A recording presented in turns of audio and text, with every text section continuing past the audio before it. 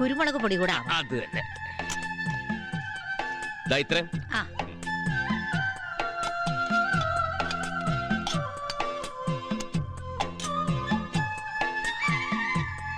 ആഹാ കലക്കില്ലേ. നോക്കട്ടെ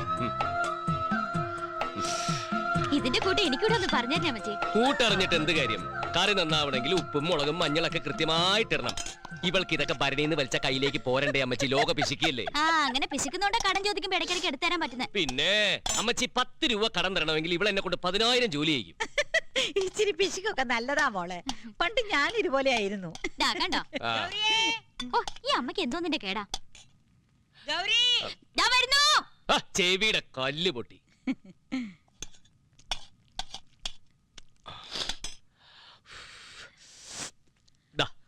അയ്യോ എനിക്കിതൊന്നും കഴിക്കാൻ മേല, കൊളസ്ട്രോളാ. ഇത്തിരി ബീഫ് കഴിച്ചോണൊന്നും മൂപ്പര് വിളിക്കില്ല എന്റെ അമ്മച്ചി. നമ്മള് നസ്രാണികള് ബീഫും പോർക്കും ചിക്കനും ഇത്തിരി സ്മോളൊക്കെ അടിച്ച് സന്തോഷായിട്ടിരിക്കണല്ലേ കർത്താവിന് ഇഷ്ടം. എന്റെ കർത്താവേ എനിക്ക് വയ്യായെന്നും പറഞ്ഞ് മൂപ്പര് കലമ്പുണ്ടാക്കുന്നവരോട് കർത്താവ് പറയും, നീ അവിടെ കടന്ന് ഒരുപാട് കഷ്ടപ്പെടണ്ട, നേരത്തെ ഇങ്ങോട്ട് പോരേന്ന്. കഴിക്കാൻ പറ്റും.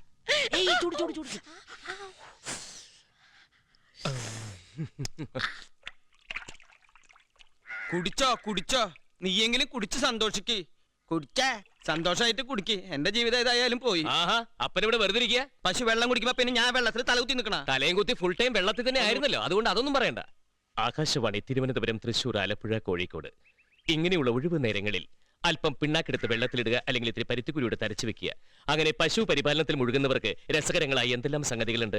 വെറുതെ ഇരിക്കുമ്പോഴല്ലേ അപ്പനിങ്ങനെ കുടിക്കണം തോന്നുന്നത്. ഏതായാലും കൈ കഴിയിട്ടു അവലും കഴിക്കാം. എനിക്ക് വിശപ്പില്ല. ദേ നല്ല ഒന്നാന്തരം ബീഫ് അമ്മച്ചിയുടെ മേൽനോട്ടത്തിൽ നല്ല കുരുമുളക് പൊടിയൊക്കെ ഇട്ട്. വേണ്ടാന്ന് പറഞ്ഞില്ലേ? ദേ അപ്പനാ നീ നോക്കില്ല, നല്ല പെടയാൻ വെച്ചേരും ഞാൻ. എന്താ നിന്റെ വിചാരം? നീ അപ്പൻ അതാ ഞാനാ? അപ്പൻ ഞാൻ തന്നെയാ, പക്ഷെ ഈ അപ്പൻ ആരാ മോൻ? വന്നേങ്ങടും ഇരിക്കവിടെ ഇരുത്തിക്കോ. പക്ഷെ ഇതിന്നൊരു കഷ്ണം തൊടുന്ന പ്രശ്നമില്ല. വേണ്ട അമ്മച്ചി, ബീഫ് ഉണ്ടെങ്കിൽ എനിക്ക് ഇത്തിരി അല്ലിക്കള്ളു കുടിക്കണം. അതിനാർക്കും ബുദ്ധിമുട്ടൊന്നുമില്ല. ഇപ്പൊ ചെത്തി ഇറക്കിയതാ ഫ്രഷാ.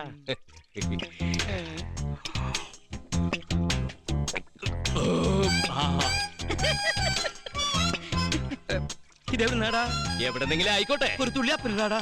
ഈ വീട്ടിൽ ആരാ അപ്പൻ ആരാ മോൻ? ഞാൻ അപ്പൻ, നീ മോൻ അല്ലേ? അല്ല, നീ അപ്പൻ ഞാൻ മോൻ. തെളിച്ചു പറ. നീ അപ്പൻ ഞാൻ മോൻ. മോൻ കുച്ച. മോന് ബീഫ് വേണ്ടേ?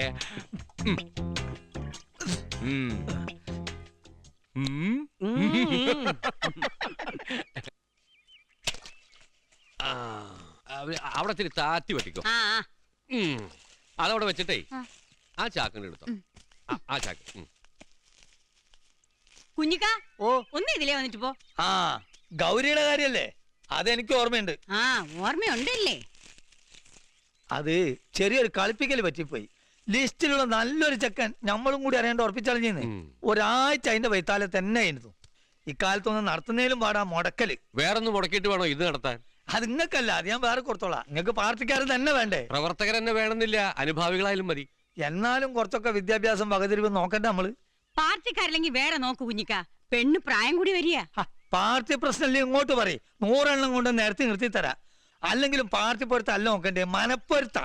അപ്പറഞ്ഞത് മുഴുവൻ ശരിയല്ലേ സഖാവേ? 22 കൊല്ലം മുമ്പ് നൊച്ചാട്ട് വെച്ച് നടന്ന ജില്ലാ സമ്മേളനത്തിൽ വെച്ചാണ് കായണ്ണ ലോക്കൽ കമ്മിറ്റിയിൽ നിന്ന് ലൈലൻഡ് ലോറിയിൽ വന്ന ഈ സഖാവിനെ ആദ്യമായിട്ട് ഞാൻ കാണുന്നത്. ധരണിയും പിക്കറ്റിയും ഒക്കെ ആയിട്ട് പിന്നെ ആ പ്രേമം മൂത്ത് തഴച്ചു. പാർട്ടി ഓഫീസിൽ വെച്ച് രക്തഹാരം അണിയിച്ച് ഈ സഖാവിനെ എന്റെ ജീവിതസഖ ആക്കുമ്പോ പാർട്ടി സൂക്തങ്ങളല്ലാതെ മറ്റൊന്നും എന്റെ കൂട്ടിനുണ്ടായിരുന്നില്ല. നീ അപ്പുറത്തെ അച്ചായമ്പൊന്ന് പറിച്ചേ. എന്തൊക്കെയായി പറയുന്നത്? എന്താ ഞാൻ പറഞ്ഞത് തെറ്റുണ്ടോ? കുട്ടി നിൽക്കുമ്പോഴാ പ്രേമിച്ചതും പിക്കറ്റ് ചെയ്ത കാര്യമൊക്കെ വിളിച്ചു പറയുന്നത്. ആവേശത്തിൽ ഞാൻ അതങ്ങ് മറന്നുപോയി. നല്ല മറവി. നിങ്ങളതിന് കച്ചവടം ഉണ്ടാന്ന് ഒന്നിറങ്ങി തിരിഞ്ഞാൽ ഇപ്പോഴും കൊള്ളാവുന്ന ഒരുത്തനൊക്കെ പാർട്ടിയിൽ നിന്ന് കിട്ടും. അത് ഞാനേറ്റ്. എനിക്ക് കൂറ്റനാട് 1-2 സ്ഥലത്ത് പോകാനുണ്ട്.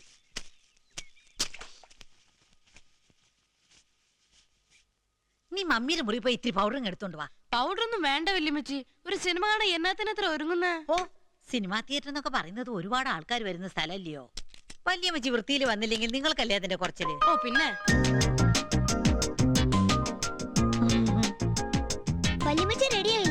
റെഡിയായി. വേഗം വാ വല്യമ്മച്ചി. അയ്യോ, ആ പുള്ളിക്കുപ്പായായിരുന്നു ഇതിനേക്കാൾ നല്ലത്. ഇത് മതി. മതി. വല്യമ്മച്ചിയുടെ മോള് അല്ലേലും സുന്ദരിക്കുട്ടി അല്ലയോ? വാ പോവാം. ആ നീ ഇതെവിടായിരുന്നു? ഞങ്ങൾ എല്ലാരും കൂടി ഒരു സിനിമയ്ക്ക് പോവാൻ നിക്കുവാ. ആരും ഇല്ലാത്തതാ. വാതിലും തെരഞ്ഞിട്ടിട്ട് എങ്ങും പൊക്കളരുത് കേട്ടോ. ഏത് സിനിമയ്ക്കാ പോകുന്നേ? അതൊന്നും നീ അറിയണ്ട. ആ, ഉം, ആ. അമ്മച്ചി ഇതെങ്ങോട്ടാ ഈ ഒരിയും കെട്ടി ഇറങ്ങിയിരിക്കുന്നേ? നമ്മുടെ സിനിമയ്ക്ക് പോയല്ലയോ? പിള്ളേര് പറഞ്ഞല്ലോ. അമ്മച്ചിക്ക് ഇവിടെ ഇരുന്ന് ആ ടിവിയിലെ സിനിമ കണ്ടാ പോരായോ? ഇനി അതല്ല ഏത് സിനിമയെ കാണേണ്ടെന്ന് വെച്ചാ പറ, ഞാൻ വരുമ്പോ CD കൊണ്ട് തരാം. ഞാൻ ഒച്ചയൊന്നും ഉണ്ടാക്കാതെ വെറുതെ വേണ്ട വേണ്ടേ, കഴിഞ്ഞ തവണ ഇത് തന്നെ അല്ലായിരുന്നോ പറഞ്ഞേ? എന്നിട്ടോ സിനിമ തുടങ്ങിയപ്പോ അമ്മച്ചിയുടെ കൺട്രോള് പോയി. അയ്യോ എന്നാ കൂവിളിയും കയ്യടിയായിരുന്നു. സിനിമ കാണാൻ വന്നവർ മുഴുവൻ അമ്മച്ചിയെ തന്നെ നോക്കുമായിരുന്നു. ആര് നോക്കിന്നാ? ആ അമ്മച്ചി അതൊന്നും കാണുകയല്ല. ഇങ്ങോട്ട് ഇറങ്ങേ, ഞങ്ങൾക്കേ ഇനി ഏതായാലും നാണം കെടാൻ ഒക്കുകയല്ല. വയസ്സും പ്രായമായ വീട്ടിലിരിക്കണം കേട്ടോ. നീ കയറി.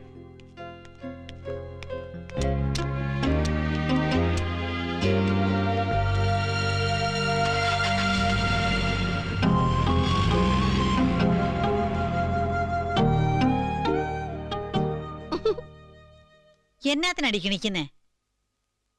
അവൻ പറഞ്ഞതിൽ ഒരു തെറ്റുമില്ല. പടം തുടങ്ങിയ എന്റെ പിടി അങ്ങ് വിട്ടുപോകും. അമ്മച്ചി അടുത്തിരുന്ന് കൂവി വിളിക്കുകയൊക്കെ ചെയ്ത മക്കൾക്ക് അത് കുറച്ചിൽ തന്നെ അല്ലയോ?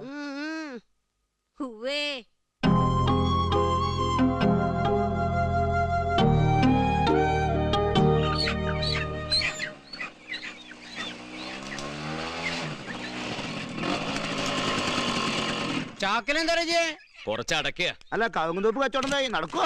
എവിടെ ആ കുറിപ്പ് ഒറ്റ വിലയമ്മ തൂങ്ങി നിൽക്കല്ലേ? പാർട്ടി അവരുടെ പാട്ടിന് പോയി. എന്റെ പെട്രോൾ കത്തിയത് മിച്ചം. എന്തായിടി? 2.5 മണിക്കൂറായി. ആകെ 3.25 കിലോ വിറ്റത്. കമ്മീഷൻ കൂട്ടാതെ ഇപ്പണി നടക്കൂല മോനെ. കമ്മീഷൻ കൂട്ടി തന്നാ പിന്നെ എനിക്ക് പണി മുതലാവില്ല മോളെ. അമ്മച്ചി എന്തിനാ കോഴിക്കട വന്നിരിക്കുന്നത്? മാണൂനെ കാണാൻ ഇറങ്ങിയതാ. എന്നിട്ട് അവിടെ ചെന്നപ്പോ നിന്റെ അപ്പൻ അതിനെ തീറ്റാൻ കൊണ്ടുപോയിരിക്കുക. പിന്നെ ഇവിടെ വന്നപ്പോ ഗൗരിയായിട്ട് ഓരോന്ന് മിണ്ടിയും പറഞ്ഞും ഇരിക്കായിരുന്നു. ഓ കൊച്ചുങ്ങളെയും കൊണ്ട് ടോണിക്കുട്ടിയും മോളിയും സിനിമാക്ക് പോയിക്കുക. ഒറ്റയ്ക്ക് അവിടെ ഇരുന്ന വെറുതെ ഓരോ മനോവിചാരങ്ങളാ. തമ്പുരുല് പേതാടി പടം. ആ 117 രൂപ 25 പൈസ. 13 രൂപ 75 പൈസ എനിക്ക്. നിന്റെ ഒരു നക്കാപ്പിച്ച കണക്ക്. പോട്ടെ അമ്മച്ചി, ഓലമടയിൽ നടത്തുന്ന പോന്നതാ. അതിപ്പോ അവിടെ കിടന്ന് വരണ്ട് കാണും. ആ എന്നാ ഞാനും ചെല്ലട്ടെ. അമ്മച്ചി എന്താ സിനിമയ്ക്ക് പോവാത്തത്? സിനിമ കാണുന്നൊന്നും ഇഷ്ടല്ലേ? ഓ ഇഷ്ടക്കേടൊന്നുമില്ല, പോയില്ല അത്ര തന്നെ. മാത്തുട്ടിച്ചായനുണ്ടായിരുന്നപ്പോ മാറി വരുന്ന എല്ലാ സിനിമയ്ക്കും എന്നെയും കൊണ്ടുപോയിരുന്നു. ഇച്ചായന് സിനിമാന്ന് കേട്ടാ പ്രാന്താ.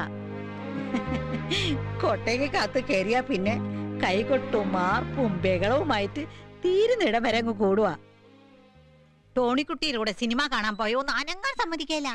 ശ്വാസം അടക്കി പിടിച്ചോണ്ട് കഷ്ടപ്പെട്ട് ഇത് എന്നാത്തിനാ കാണുന്നേ? അവനാണേ ഏറ്റവും പുറകിലുള്ള ടിക്കറ്റ് എടുക്കത്തുള്ളൂ. അതെന്തോന്നാ എല്ലാരും താഴെ ഇരിക്കുമ്പോ നമ്മള് മാത്രം മുകളിലിരിക്കുന്ന ബാൽക്കണി. ആ അതിലിരിക്കുന്നവര് ചിരിക്കുകയില്ല കരയുമില്ല. തീരുന്നത് വരെ ബലം പിടിച്ചോണ്ട് ഒരു ഇരിപ്പ. മാന്യന്മാരൊക്കെ അങ്ങനെയെന്ന് അവൻ പറയുന്നേ. ഓ എനിക്കാണെങ്കിൽ പണ്ടത്തെ ഓരോ ശീലക്കേടുകളല്ലയോ. ചിരി വന്നാ ചിരിക്കണം, ആവേശം വന്നാ കൈയടിക്കണം. അതാ അവരെന്നെ കൊണ്ടുപോവാത്തെ. അമ്മച്ചിയെ ഞാൻ സിനിമയ്ക്ക് കൊണ്ടുപോട്ടെ? ഓ തമാശയില്ല, ഒരു ബലം പിടുത്തവും ഇല്ലാതെ അടിച്ച് പൊളിച്ച് ആഘോഷമായിട്ട് കണ്ടു കളയാം. പോവാ.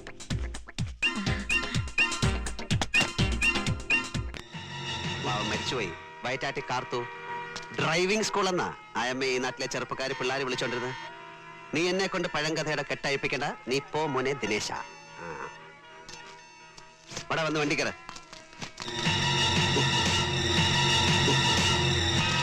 അവളെ കൂട്ടിക്കോ. മണപ്പള്ളിക്കാരെ പറപ്പിച്ച പോലെ പോവല്ലേ? ഇത് ഭാസ്കരനാ. കൈ എടുക്കടാ. കൈവച്ച ഭാസ്കരൻ എടുക്കാൻ എത്തിരി വൈകും.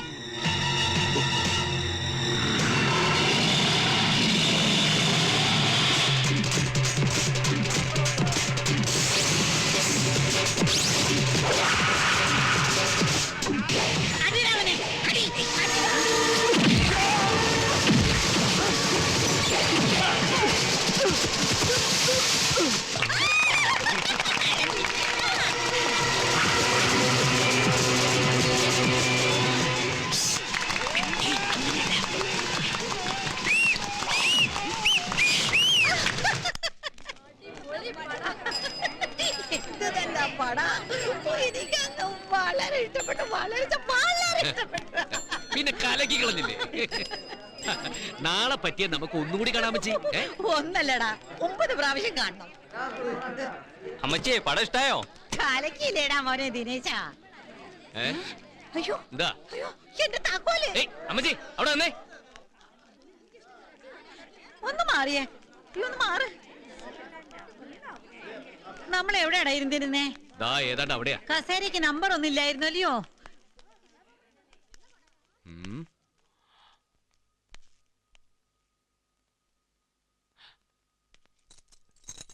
ദാ കിട്ടിയമ്മച്ചി, ഇതല്ലേ? എന്റെ ഈശോയെ, ഇത് ഒരുപാടുണ്ടല്ലോ. കൊമ്പനക്കാട്ടെ എല്ലാ മുറികളും അലമാരികളും അമ്മച്ചിയുടെ കസ്റ്റഡിയിലാണല്ലേ? അതിന്റെയൊക്കെ താക്കോൽ ഇപ്പൊ മോളിയുടെ കയ്യിലാ. ഇതും വെച്ച് ഇപ്പോഴത്തെ പെട്ടിയും പൂട്ടും അലമാരിയും ഒന്നും തിറക്കാനൊക്കെ ഇല്ല.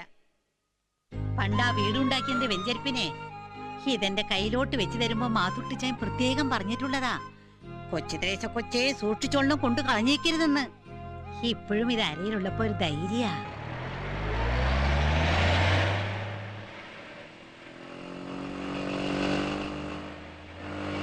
നിർത്ത് വണ്ടി തിരിപ്പ്.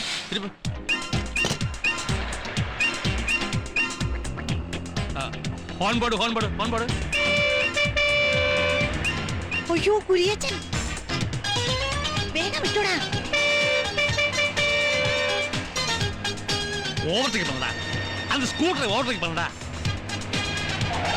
திருப்பி ப்ளாக் பண்ணடா.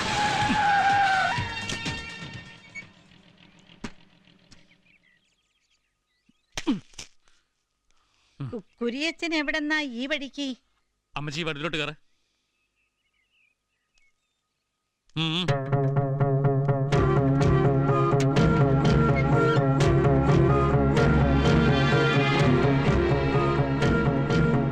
കൊമ്പനക്കാട്ടുകാർക്ക് കൊമ്പും പത്രാസും ഉണ്ടാകുന്നതിന് മുമ്പേ ഈ വീട്ടിൽ മരുവാനായിട്ട് കയറി വന്നവനായി കുര്യച്ചൻ. പത്താം തരം തോറ്റ് മാത്തുക്കുട്ടിച്ചായന്റെ മോള് ടൈപ്പ് പഠിക്കാൻ പോകുന്ന സമയത്ത് കണ്ണും കൈയും കാണിച്ച് അവളെ വശീകരിച്ചെടുത്തത് ഒരു പേരുദോഷം അന്ന് എനിക്കുണ്ട്. ഒരു ലോറിക്കാരന്റെ കൂടെ കൂത്താടി കണക്കാൻ നാണമില്ലേണ്ടി നീ അമ്മച്ചി തന്നെ അവളോട് ചോദിച്ചിട്ടുണ്ട് അല്ലേ? ഇല്ലെങ്കിൽ പറ.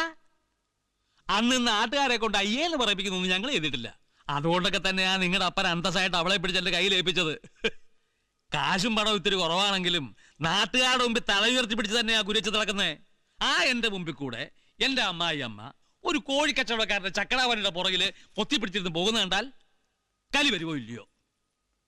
ആരെ തോപ്പിക്കാൻ അമ്മച്ചി ഇറങ്ങി തിരിച്ചിരിക്കുന്നത്? വാകത്താനത്തുനിന്ന് അപ്പച്ചന്റെ കയ്യും പിടിച്ച് ഇറങ്ങിപ്പോന്ന ആ പ്രായമല്ല ഇപ്പോ. വയസ്സായി, മക്കളും മരുമക്കളും പേരക്കുട്ടികളും ഒക്കെ ആയി. വയസ്സായാൽ അടങ്ങി ഒതുക്കി കർത്താവിനെ ധ്യാനിച്ച് വീട്ടിയിരിക്കണം.